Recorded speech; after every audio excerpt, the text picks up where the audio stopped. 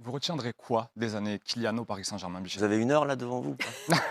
Non, mais c'est compliqué, c'est long. 7 ans, c'est beaucoup. 255 buts, c'est colossal. Euh, il a fait de très grands matchs, il est passé à côté de certains. Cette saison, c'est là où finalement il a montré que c'était pas une machine, que c'était pas Superman, qu'il pouvait pas régler tous les problèmes, qu'il pouvait passer à côté de certains matchs. C'est presque rassurant, j'aurais tendance à dire. Il peut pas tout faire tout seul. Il n'y avait pas non plus forcément l'équipe cette année pour passer le cap de Dortmund. Mais son bilan, il est quand même exceptionnel. Il va faire partie des plus grands dans l'histoire de ce club. Les Rai, les Sudzic, les Ginola.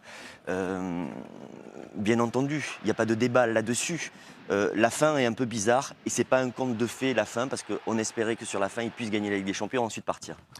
Marine, on sait qu'une actualité en chasse une autre et on en oublierait presque, j'ai bien dit presque, que le Paris Saint-Germain s'est fait éliminer par Dortmund en demi-Ligue des Champions cette semaine. Et oui, une fois encore, en demi-finale. Regardez cette statistique pour les Parisiens. Ils en ont disputé 4 des demi-finales de Ligue des Champions dans leur histoire pour 6 défaites en 7 matchs. 3 éliminations sur le format classique aller-retour. Leur seule victoire en demi-finale, c'était lors du Final 8 de Lisbonne en 2020 contre Leipzig sur un match sec. Vicente, cette année encore, le PSG se heurte à ce plafond de verre. Quelles sont les leçons à tirer de cette nouvelle élimination? L'approche psychologique, je trouve, de ce match retour, avec beaucoup d'arrogance, pas suffisamment de respect pour l'adversaire. Sur un plan tactique, piégé par Dortmund, qui a bien défendu, avec une prise à 2 sur Mbappé, sur Dembélé, ça a empêché Paris de jouer, de s'exprimer, avec un bloc bas.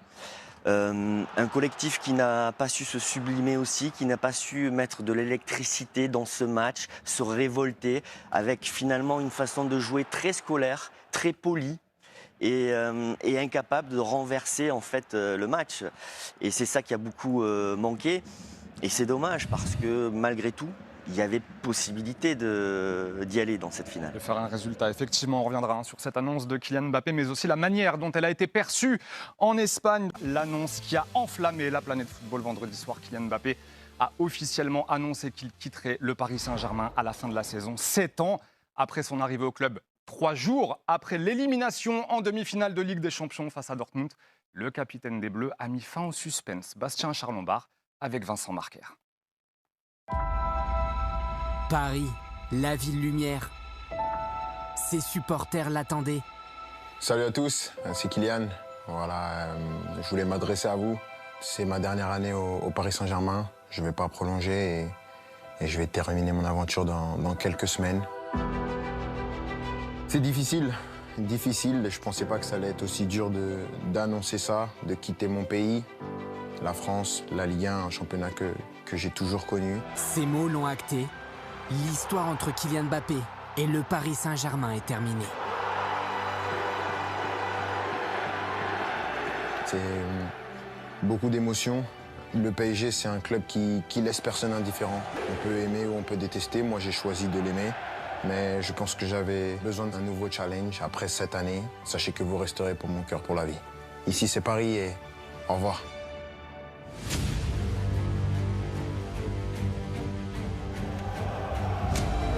Ce devait être une fête, mais le rêve a viré au cauchemar. 22h55 mardi, Mbappé ne remportera jamais de Ligue des Champions avec Paris. C'est triste parce que on est des gars qui ont essayé de tout donner, pour essayer de faire la différence. Maintenant, on n'a pas réussi. On parle d'efficacité dans les surfaces, je pense qu'il faut le premier viser.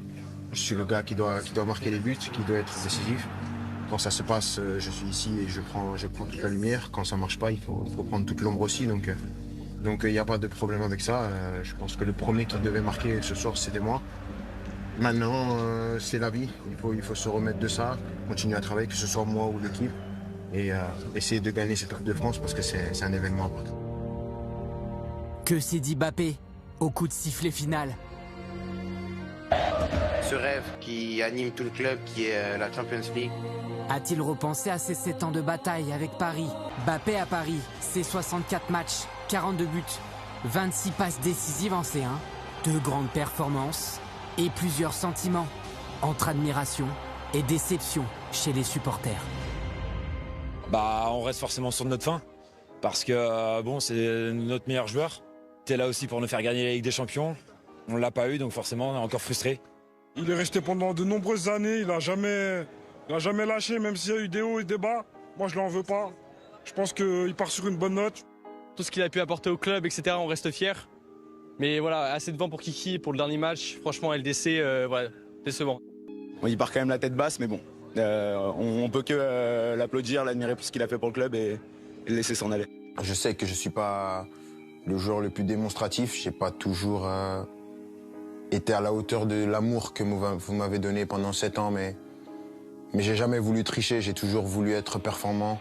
Mais malgré ses statistiques, Mbappé, délesté de Neymar et Messi, n'a pas su hisser Paris sur le toit de l'Europe. C'était moi, avec mes qualités et mes défauts, mais j'ai essayé de donner la meilleure version de moi-même pendant ces 7 ans.